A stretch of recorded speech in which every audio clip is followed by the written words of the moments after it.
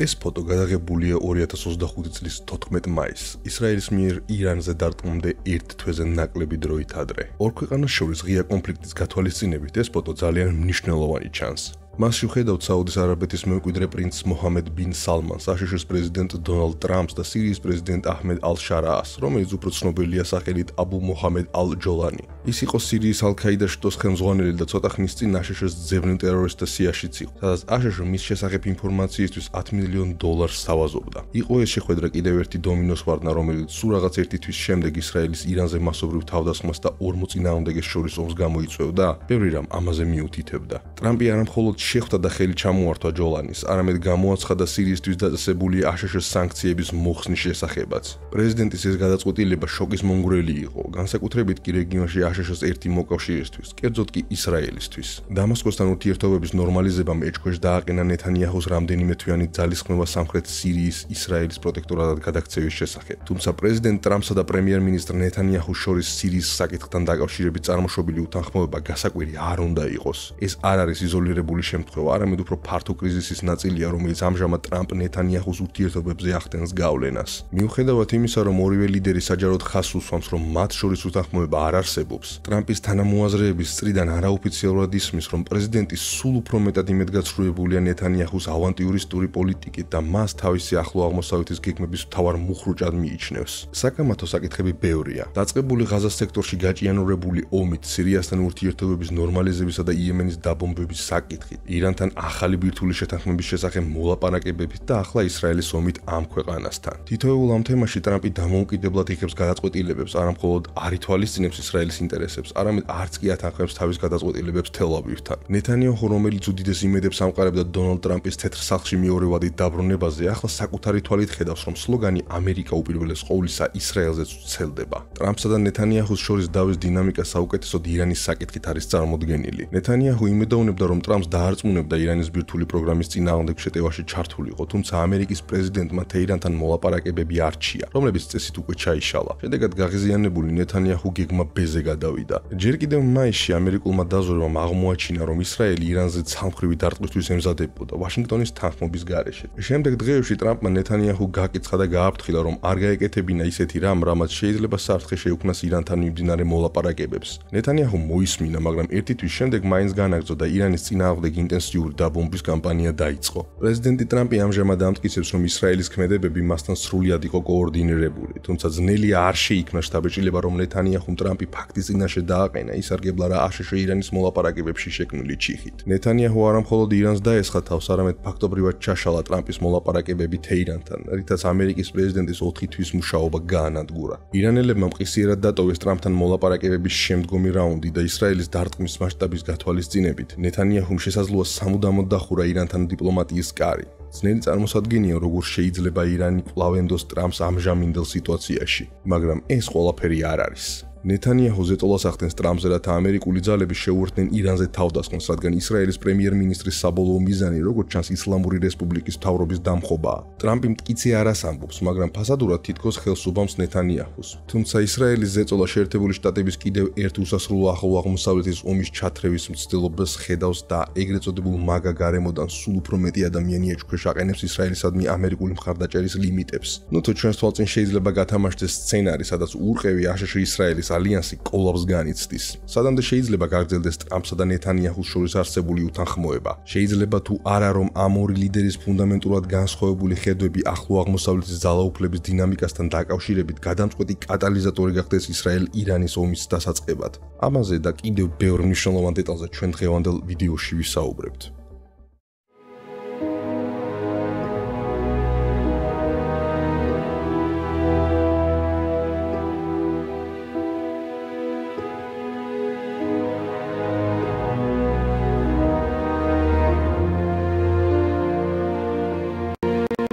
კეთილი იყოს თქვენი მობრძანება ვოლორინოლზე.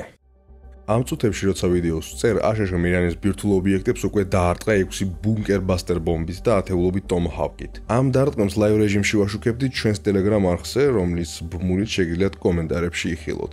დღევანდელ ვიდეოში ჩვენ ყურადღებას გავამახვილებთ უფრო ფართო სურათზე, განსაკუთრებით კი ახლო აღმოსავლეთში ძალთა ბალანსის ცვლილებაზე, რომლის დინამიკა ბოლო თვეებში მნიშვნელოვნად დაჩქარდა. ამ ცვლილებების მამოძრავებელი ძალა კი არავინ იყო თუ არა დონალდ ტრამპი. თუმცა სანამ ამაზე გავაგზავნებთ, აღნიშნავთ, რომ 13 ივნისის შეტევის შემდეგ მომდევნო დღეებში მხარეებს შორის პირდაპირ იერიშების გაცვლა მოხდა. ისრაელი აგრძელებს საჰაერო თავდასხმების კამპანიას, ხოლო ირანის ისლამურმა რესპუბლიკამ შესაძლო შურისძიების ერთადერთი ეფექტური ინსტრუმენტი ბალისტიკური რაკეტები გამოიყენა. დღეის მონაცემებით ირანმა ოპერაცია ჭეშმარიტი დაპირება სამის ფარგლებში დიდი რაოდენობის სხვადასხვა ტიპის ბალისტიკური რაკეტა გაისროლა, მათ შორის ისეთი პროტოტიპები, როგორიცაა ჰაჯ კასემი. მოდით დეტალურად დავიწყოთ ირანიდან. ირანის ჯანდაცვის სამინისტროს შეფასებით 17 ივნისის თავდასხმების შედეგად დაახლოებით 230 ადამიანი დაიღუპა, ხოლო 1200 დაიჭრა. უწყვეტად ფართოვდება ირგგ-ის სარდლობის დაღუპულთა სიაც. დაღუპულთა შორის არიან საჰაერო თავდაცვის ძალების მეთაური დაუდ შეიხიანი, კოსმოსური ძალების მეთაური ამირ ალი ჰაჯიზადე, ქუცის ძალების მეთაური ესმაილ ყაანი და ირანის დაზვერვის უფროსი მოჰამედ კაზემი, ასევე ბირთვული პროგრამის მინიმუმ 11 მეცნიერი. სამიზნე ობიექტების რუკაც მნიშვნელოვნად ფართოვდება. ნატანზში, ისპაჰანსა და არაქში ბირთვული ობიექტების გარდა ფორდოუს კომპლექსიც დაიბომბა. გარდა ამისა, ისრაელის თავდაცვის ძალებმა სამხედრო ობიექტებს შეუტიეს, მათ შორის ირგგ-ის შტაბ-ბინას თეირანში, სამხედრო აეროპორტებს თავრისსა და ჰამადანში, ბალისტიკური რაკეტების ბაზებს კერმანჰანში, ამანში, ბიგ-განეში, ხომეინში, რადარებს სობაში, ქოც-ღადირში, ირგგ-ის საბრძოლო მასალის საწყობებს კერმანშაჰსა და ზანჯანში და სხვა. გარდა ამისა, შემდგომი თავდასხმების ტალღები მიმართული იყო ენერგეტიკისა და სამოქალაქო ინდუსტრიის მიმართულებით. დაზარალდა სამხრეთ პარსის გაზის საბადოები, სადაც აფეთქებები და ხანძრები დაფიქსირდა. ფაჯრ-ე-ჯამის ნავთობგადამამუშავებელი ქარხანა, საწვავის საწყობები თეირანის გარშემო, შაჰრანი და შაჰრ-რეიში. ასევე ბორუჯეთში მდებარე ფარდა მოტორსის ქარხანა, სადაც ფართომასშტაბიანი ზიანი დაფიქსირდა. ამას გარდა დარტყმები ხორციელდება თეირანზეც. ნოვონიადის რაიონში თავდასხმის შედეგად 14 სართულიანი შენობა ჩამოინგრა, რასაც ირანის განცხადებით 60 ადამიანის სიცოცხლე ემსხვერპლა. აიათოლა ხამენეიმ სისხლიან შურისძიებას დაჰპირდა და მიუხედავად იმისა, რომ ირანის შესაძლებლობები შეზღუდულია, ფაქტია, რომ ებრაული სახელმწიფოს ცეცხლის ქვეშ აღმოჩნდა. გაჯერებული სარაკეტო შეტევა ძირითადად ისრაელისთან მოკავშირეთა საჰაერო თავდაცვის სისტემამ გაანეიტრალა. კერძოდ აროვ და თაად სისტემებმა. ისრაელის თავდაცვის ძალების შეფასებით 17 ივნისისთვის 250 ირანული რაკეტისა და დრონის 90%-ის ჩაჭრა შეძლეს. ეს კი ნიშნავს, რომ 20-დან 30-მდე რაკეტა ან დრონი გასდა საჰაერო თავდაცვას. ისრაელის ცნობის სამიზნეებს შორისაა ჰაკირია, ისრაელის თავდაცვის ძალების მთავარი სარდლობა კირიატში, ასე ვთქვათ, ისრაელის პენტაგონი, ბაზანის ნავთობგადამამუშავებელი ქარხანა ჰაიფაში, ვაიცმანის ინსტიტუტი რეჰოვოდში, თელ-ავივში აშშ-ის საელჩო ნამსხვრევებით დაზიანდა. გარდა ამისა, მრავალრიცხოვანი დარტყმები განხორციელდა სამოქალაქო და საცხოვრებელ შენობებზე, მათ შორის ბატიამში, სადაც როგორც ამბობენ 9 ადამიანი დაიღუპა და 200 დაიჭრა. ეს ყველაფერი იმ სიტუაციის შედეგია, როდესაც დიპლომატია უძლურია და ერთი ან ორივე მხარე იმ დასკვნამდე მიდის, რომ ჩიხის მოგვარების ერთადერთი გზა დამანგრეველი ძალაა. მოდით ცოტა უკან დავბრუნდეთ დროში და ვეცადოთ გავიგოთ მიმდინარე მოვლენების უფრო ფართო დინამიკა. პირველი ვადის განმავლობაში დონალდ ტრამპი უკიდურესად პროებრაულ და ანტიირანულ პოლიტიკას ატარებდა. სწორედ მაშინ აღიარა ტრამპმა იერუსალიმი ისრაელის დედაქალაქად და შესთავაზა პალესტინის სამშვიდობო გეგმა, რომელიც გულისხმობდა დასავლეთ სანაპიროზე უკანონო ებრაული დასახლებების დიდი ნაწილის ლეგალიზაციას. ტრამპმა ასევე ხელი შეუწყო ეგრეთ წოდებული აბრაამის შეთანხმებების დადებას, რომლის მეშვეობითაც ისრაელმა ოფიციალური დიპლომატიური ურთიერთობები დაამყარა არაბთა გაერთიანებულ საემიროებთან, ბაჰრეინთან, სუდანთან და მაროკოსთან.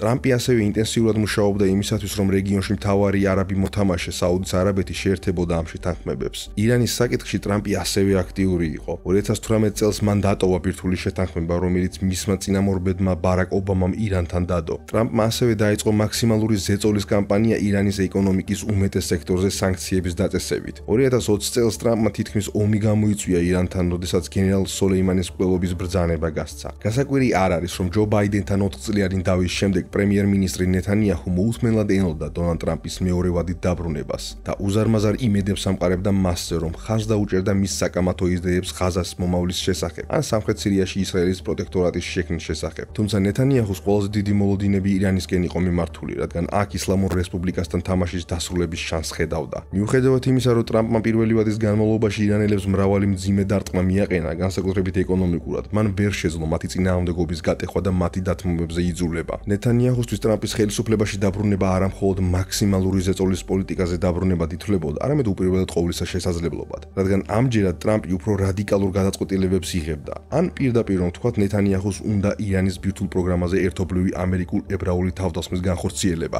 რაც გამოუვიდა. თეთრ სახლში დაბრუნების შემდეგ ტრამპის მიერ მიღებული პირველი გადაწყვეტილებები მართლაც მიანიშნებდა იმაზე, რომ ნეთანიაჰუს ყველა ოცნება ახდებოდა და რომ ტრამპი მომდევნო 4 წლის განმავლობაში კვლავ ისრაელსადმი მეგობრო პოლიტიკას გაატარებდა. 4 თებერვალს ნეთანიაჰუ ტრამპს შეხვდა, რითაც ის პირველი უცხოელი ლიდერი გახდა, რომელსაც აშშ-ის ახალმა პრეზიდენტმა ოვალურ კაბინეტში უბანსპინძლა. მათი ერთობლივი პრესკონფერენციის დროს ტრამპმა პალესტინელების ღაზას სექტორიდან გასახლების იდეას გააჟღერა. თავად ნეთანიაჰუს კი გაკვირვებული დარჩა და ტრამპს თეთრ სახლში ყოფი ისრაელის ყველაზე დიდი მეგობარი უწოდა. ირანის წინააღმდეგ აშშ-ისრაელის ერთობლივი დარტყმა თითქოს მხოლოდ დროის საკითხი იყო. იმავე დღეს, როდესაც ტრამპმა ნეთანიაჰუს ვაშინგტონში უმასპინძლა, პრეზიდენტმა გამოაცხადა მაქსიმალური ზეწოლის პოლიტიკის დაბრუნების შესახებ და სამთავრობო უწყებებს ირანის წინააღმდეგ სანქციების სისტემის გააქტიურება დაავალა. მომდევნო კვირების განმავლობაში ახლო აღმოსავლეთში ორი საჰაერო ხომალდის გადამზიდავი ჯგუფი გაიგზავნა, ხოლო დიეგო გარსიას ბაზაზე დამატებითი B2 სტრატეგიული ბომბდამშენები დაეშვნენ, რომლებსაც შეეძლო GBU-47 ბომბების ტარება, რომლებიც მიწისქვეშა ბუნკერების გასანადგურებლად არის განკუთვნილი. მარტის შუა რიცხვებში ტრამპმა ირანის უზენაეს ლიდერს წერილი გაუგზავნა. მისი შინაარსი უცნობია, მაგრამ აქსიოსის ცნობით მას შეთავარებოდ ირანზე თავდასხმის მუქარა იყო. ამასობაში ტრამპმა ასევე ბრძანა ოპერაცია უხეში მხედრის დაწყება, ჩრდილოეთ იემენის ინტენსიური დაბომბვის კამპანია, რომელსაც პროირანული ანსარ ალაჰი აკონტროლებს. ნეთანიაჰუ ენდო ტრამპის ამ მიდგომას და მიჰყვა მას. თუმცა რაღაც ეტაპზე ტრამპისთვის მუქარა მხოლოდ ზეწოლის ინსტრუმენტად გამოიყურებოდა, რომელიც მიზნად ისახავდა ირანელების მოლაპარაკებების მაგიდასთან დასდომის იძულებას. მაგრამ ტრამპი ნეთანიაჰუს მოლაპარაკებების პროცესში იყო ბევრი ნიუანსი. აპრილის დასაწყისში, როდესაც ნეთანიაჰუ ვაშინგტონში მეორედ ჩავიდა, ტრამპმა ერთობლივი პრესკონფერენციის დროს განაცხადა, რომ ირანი მოლაპარაკებებზე დათანხმდა და რომ ის მალე ომანში დაიწყებოდა. ისრაელის პრემიერ-მინისტრს ტრამპის გადაწყვეტილების შესახებ მხოლოდ 24 საათით ადრე ეცნობა, სავარაუდოდ იმის შიშით, რომ ის თეირანთან მოლაპარაკებების საპოტაჟს შეეცდებოდა. ირანთან მოლაპარაკებების საკითხი ტრამპსა და ნეთანიაჰუს შორის დავის პირველ მთავარ საგნად იქცა. ეს ეხება არა მხოლოდ ირანთან მოლაპარაკებების დაწყების ფაქტს, არამედ ამერიკელი დიპლომატების მიერ დაკავებულ მოლაპარაკებების პოზიციას სტივ უიტკოფის ხელმძღვანელობით, რომელიც არა მხოლოდ უკრაინა-რუსეთის სამშვიდობო მოლაპარაკებებს, არამედ ირანის პორტფელსაც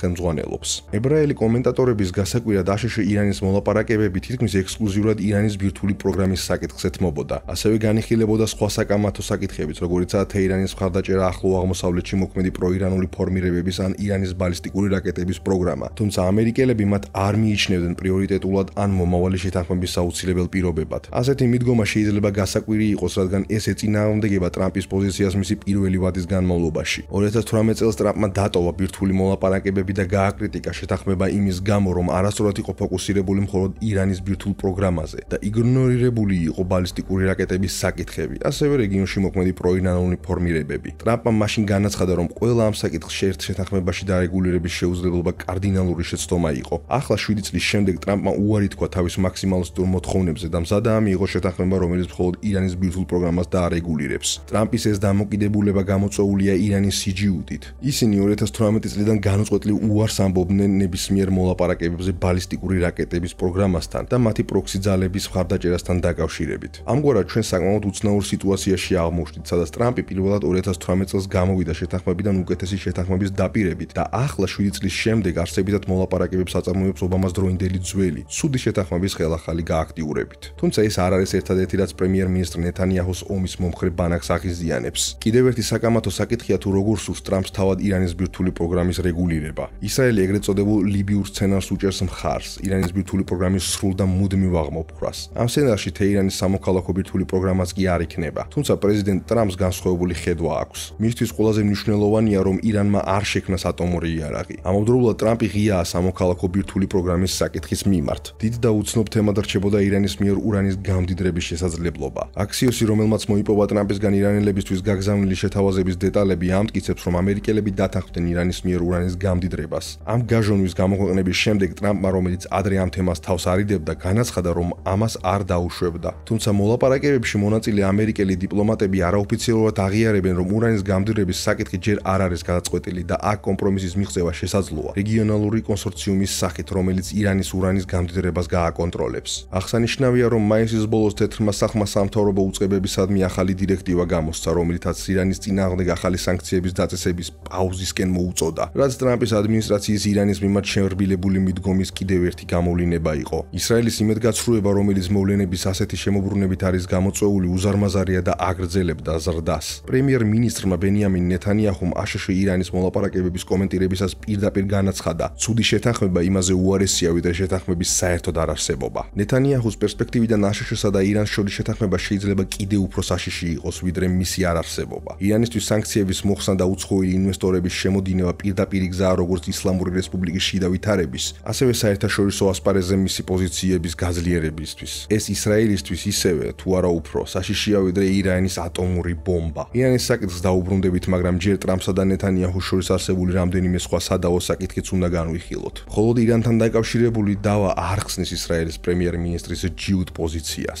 4 მაისს იემენელი ჰუსიტების მიერ გაშვებული ბალისტიკური რაკეტები თელ-ავივში ბენ-გურიონის აეროპორტთან ახლოს ჩამოვარდა. 8 ადამიანი დაშავდა და ისრაელის უმნიშვნელოვანეს აეროპორტში ფრენები დროებით შეჩერდა. ეს კიდევ ერთი მსგავსი თავდასხმა 2023 წლის ოქტომბრის შემდეგ, როდესაც იემენელმა ჰუსიტებმა ჰამასის მხარე დაიჭირეს და განაცხადეს, რომ სანამ ღაზაში ბრძოლა არ დასრულდება, ისინი პალესტინელებისადმი სოლიდარობის ჟესტად დაბომბავენ ისრაელს და თავს დაესხმიან ისრაელთან დაკავშირებულ კომერციულ გემებს, რომლებიც ცდილობენ სტრატეგიული ბაბალმანდების სრუტის გავლას, რომლის გავლითაც ყოველწლიურად მსოფლიო ვაჭრობის დაახლოებით 12% გადის. ბენ-გურიონის აეროპორტზე თავდასხმიდან 2 დღის შემდეგ პრეზიდენტმა ტრამპმა გამოაცხადა, რომ მან ჰუსიტებთან ცეცხლის შეწყვეტის შეთანხმებას მიაღწია. ჰუსიტები დათანხმდნენ დაუყოვნებლივ შეეწყვიტათ ბაბალმანდების სრუტეში გამავალ კომერციულ გემებზე თავდასხმები და სანაცვლოდ ტრამპმა ბრძანა ოპერაცია უხეში მხედრის დასრულება, რომლის ფარგლებშიც ამერიკელები ჩრდილოეთ იემენს ბომბავდნენ. ისრაელის მთავრობა ჰუსიტებთან მომავალი შეთანხმების შესახებ არ იყო გაფრთხილებული. ტრამპის ამ გადაწყვეტილებამ ებრაელები გაუგნებულიც და გაბრაზებულიც დატოვა. მალევე გაირკვა, რომ აშშ-ის პრეზიდენტის მიერ ჰუსიტებთან მიღწეული შეთანხმება არანაირად არ ვრცელდებოდა ისრაელზე. ჰუსიტებს შეუძლიათ განაგრძონ ისრაელის წინააღმდეგ თავდასხმები ამერიკული შურისძიების შიშის გარეშე. ისრაელში გაჩნდა ბრალდებები, რომ ტრამპმა მიატოვა თავისი მოკავშირეები, ან თუნდაც რომ ეს ღალატს წარმოადგენდა, მაგრამ ეს ყველაფერი ასე არ არის.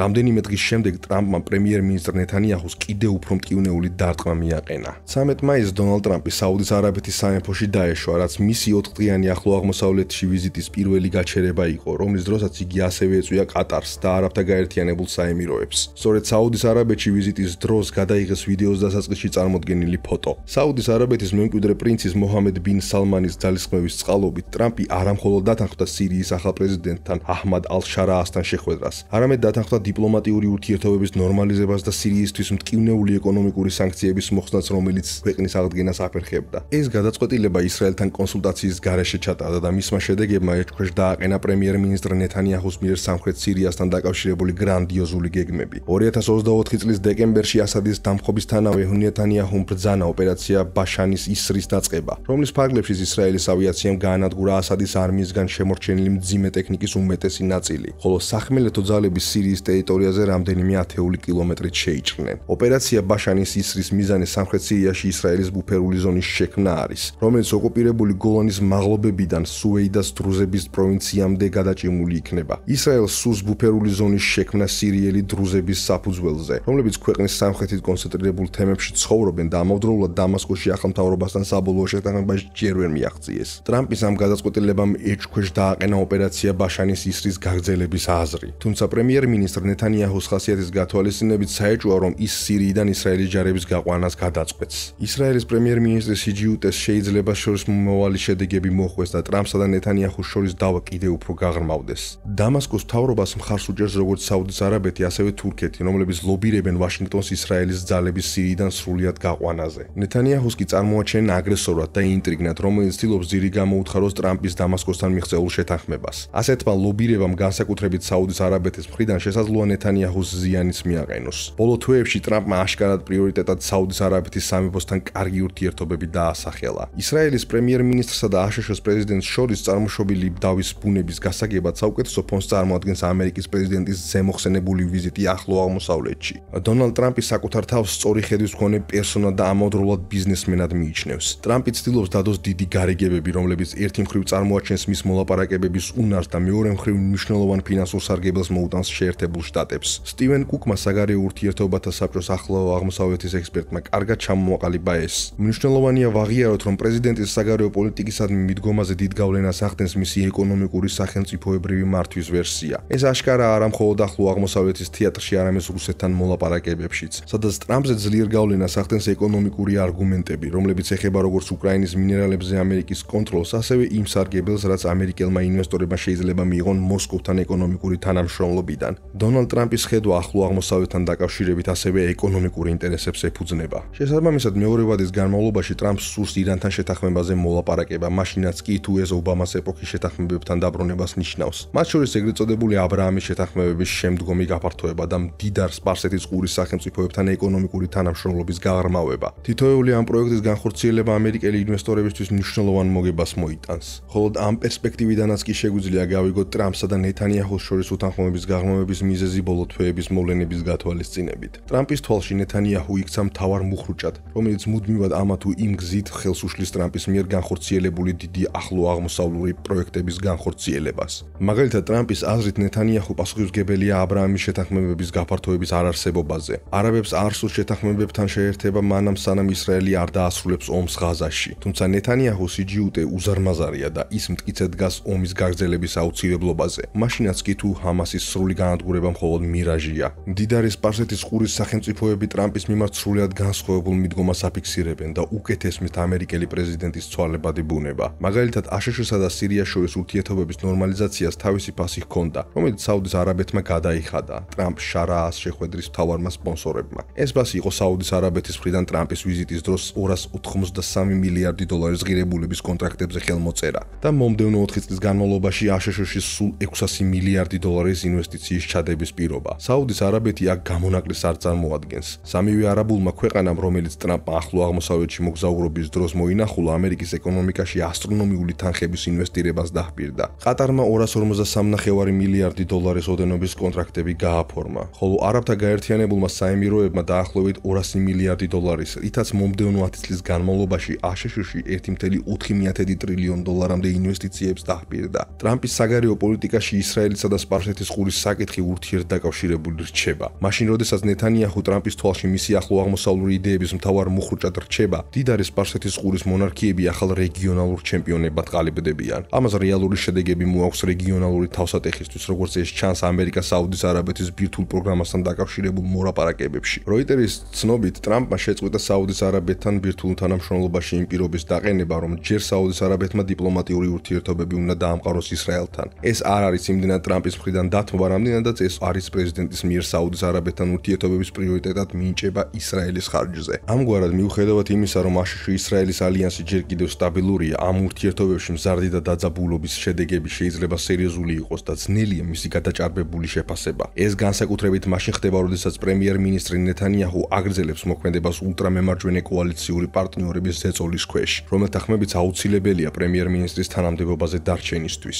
რამდენად საშიშია ეს სიტუაცია? ყველაზე უკეთ ჩანს ბოლო დღეების მოვლენებსა და ისრაელის მიერ ირანზე თავდასხმებში. აქაც ნათლად ჩანს, რომ ნეთანიაჰუსა და ტრამპს შორის არსებობს უთანხმოებები, თუმცა ჭადრაკის დღევანდელ დაფაზე ისინი მაინც ერთ გუნდში არიან. ორშაბათს 9 ივნისს ირანელებმა უარყვეს ამერიკელი დიპლომატების მიერ წარმოდგენილი ბირთვული შეთანხმების პროექტი. მიუხედავად იმისა, რომ მოლაპარაკებები არ შეწყვეტილა, თავად პრეზიდენტმა ტრამპმაც კი აღიარა, რომ სულ უფრო მეტად ეჭვობს შეთანხმების მიღწევის შესაძლებლობას. ისრაელმა გადაწყვიტა ირანთან მოლაპარაკებებში შექმნილი ჩიხი გამოეყენებინა და დარტყმისთვის მზადება დაიწყო. თუმცა ამჯერად ერთი თვით ადრე მომხდარისგან განსხვავებით ტრამპმა ნეთანიაჰუს საყვედურით არ დაურეკა. ამის ნაცვლად ტრამპმა გადაწყვიტა ისრაელის ოპერაციის მუხარას საკუთარი მიზნებისთვის გამოეყენებინა. კერძოდ კი თეირანის პოზიციის შესარბიელებლად კვირას 15 ივნისს დაგეგმილ მოლაპარაკებების შემდეგ რაუნდამდე, რომელიც არ შედგა. ტრამპმა იფიქრა, რომ ის როგორც ირანს, ასევე ისრაელს ჯგუაში აჯობებდა. ისრაელის თავდასხმის მუხარა ირანელებს დათმობებზე წასვლისკენ აიძულებდა, მაშინ როცა თავგადასავლების მოყვარული ნეთანიაჰუ თავის თავდასხმის გეგმებს ვერასდროს განახორციელებდა სრულფასოვნად. ოპერაცია აღმავალი ლომის დაწყებამდე სულ რაღაც რამდენიმე საათით ადრე ტრამპმა ებრაელებს მოუწოდა დარტყმა შეეჩერებინათ. საბოლოოდ ნეთანიაჰუმ ისრაელის ყველაზე დიდი ხნის პრემიერ-მინისტრმა ამერიკელ მოკავშირეს დაასრო და ირანის დაბომბვა ხუთშაბათს 12 ივნისს აშშ-ირანის მოლაპარაკებების შემდეგ რაუნდამდე 3 დღით ადრე ბრძანა. ისრაელის თავდასხმამ პრეზიდენტ ტრამპის ადმინისტრაციას 4 თვის მუშაობა ჩაუშალა. ირანელები ომაში გამართული მოლაპარაკებებიდან გავიდნენ და გაურკვეველია განახლდება თუ არა საერთოდ მოლაპარაკებები. ისრაელის თავდასხმების მასშტაბის გათვალისწინებით, რომელმაც ირანის შეიარაღებული ძალების უმაღლესი მთავარსარდლობა გაანადგურა, დიპლომატიის კარი შესაძლოა სამუდამოდ დაიხურა. მიუხედავად იმისა, რომ ტრამპი ამას არ აღიარებს, ისრაელის თავდასხმას სახეში სილის გაწვნა იყო ამერიკის პრეზიდენტისთვის, რომელმაც ბოლო თვეების განმავლობაში ნათლად განაცხადა, რომ სურდა ირანთან შეთანხმების მიღწევა ღია კონფლიქტის თავიდან აწილების პარალელურად. თუმცა ნეთანიაჰუსთვის პერსპექტივა დიამეტრალურად განსხვავებული იყო. მისთვის აშშ ირანის მოლაპარაკებების ჩასვლა უდიდესი წარმატებაა. სანქციების მოხსნა და ირანის ეკონომიკის უცხოური კაპიტალისტვის გახსნა ისლამური რესპუბლიკის პოზიციების გაძლიერების სწრაფი გზაა, როგორც შიდა, ასევე საერთაშორისო ასპარეზზე. ნეთანიაჰუს თვალში ეს გაცილებით საშიშია ვიდრე ირანული ბომბი. თუმცა ირანზე ცალმხრივი დარტყმა პრემიერ-მინისტრი ნეთანიაჰუს პოლიტიკური ამბიციების მწვერვალი არ არის, რომელიც ახლა ცდილობს ამერიკელების დარწმუნებას, რომ შეტევა შეუერთდნენ, რაც კიდევ ერთხელ გავიმეორებ, გამოვიდა.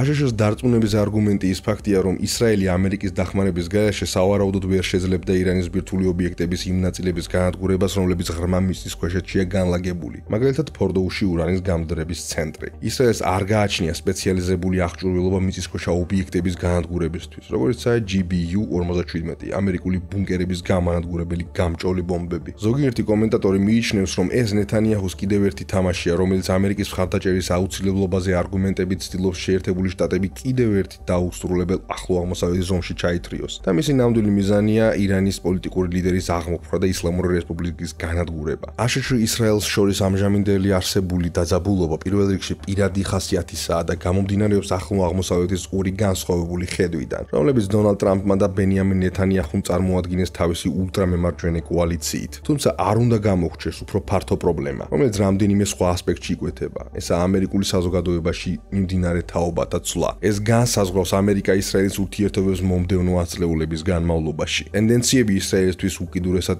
არახელსაყრელია. Pew Research Center-ის მონაცემები აჩვენებს იმ ამერიკელების პოტენციური მაჩვენებლის სტაბილურ ზრდას, რომლებსაც ისრაელის მიმართ უარყოფითი დამოკიდებულება აქვთ. 2022 წელს ამერიკელების 42%-ს ისრაელის მიმართ უარყოფითი დამოკიდებულება ჰქონდა. 2025 წელს ეს მაჩვენებელი უკვე 53%-ია. ამ მხრივ დემოკრატები ლიდერობენ, მაგრამ რესპუბლიკელებს შორისაც კი, რომლებიც ტრადიციულად ისრაელის ახლო მოკავშირეებად მიიჩნევიან, ეს უარყოფითი ტენდენცია თვალსაჩინოა. არანაკლებ საინტერესოა Pew Research Center-ის 2024 წლის კვლევები, რომლებიც აჩვენებს, თუ რამდენად დიდია ისრაელ-პალესტინის კონფლიქტის აღქმის სხვაობა სხვადასხვა ასაკობრივ ჯგუფებს შორის. მიუხედავად იმისა, რომ 65 წელს გადაცილებული ამერიკელების 47% უფრო მეტად თანაუგრძნობს ისრაელს, 18-29 წლის ასაკობრივ ჯგუფებში ამერიკელების 33% თანაუგრძნობს პალესტინელებს და მხოლოდ 14% ისრაელს. ეს მონაცემები აშშ-ისრაელის ურთიერთობებში მომდევნო ათწლეულების განმავლობაში კოპერნიკუსეულის რევოლუციის მაუწყებელია. შეერთებულ შტატებში განსაკუთრებით კი ახალგაზრდა თაობებში სოციალური განწყობების ცვლილება ნიშნავს, რომ ისრაელის უპირობო მხარდაჭერა, რომელიც ცოტა ხნის წინ პოლიტიკურ მოცემულობად განიხილებოდა,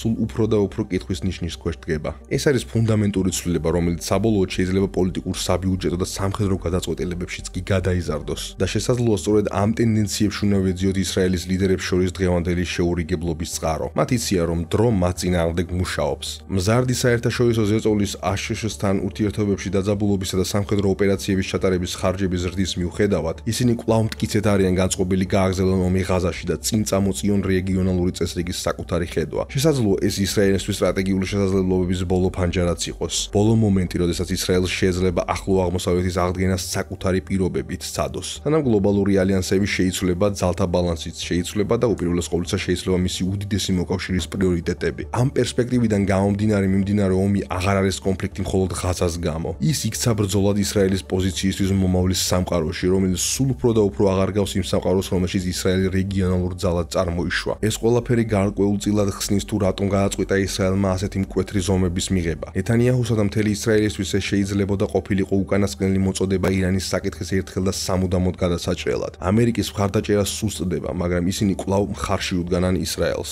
ეს გაცილებით უკეთესი პოზიციაა თავდასხმისთვის, ვიდრე ის, სადაც ისინი სრულიად ნეიტრალურები იქნებოდნენ, ან თუნდაც ისრაელს დაждდენ თავგადასავლების მოყვარული პოლიტიკისთვის. გაამართლებს თუ არა ასეთი სტრატეგია ისრაელისთვის?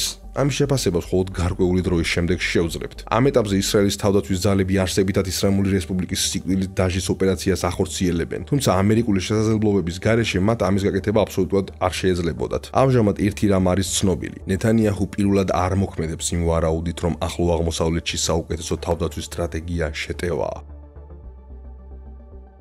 გმადლობთ რომ ვიდეოს უყურეთ ბოლომდე. გამოიწერეთ არხი, მოიწონეთ ვიდეო, კომენტარებში დაწერეთ რას ფიქრობთ ამერიკის ჩართვაზე მიმდინარე კონფლიქტში და რავი, დაელოდეთ შემდეგ ვიდეოებს.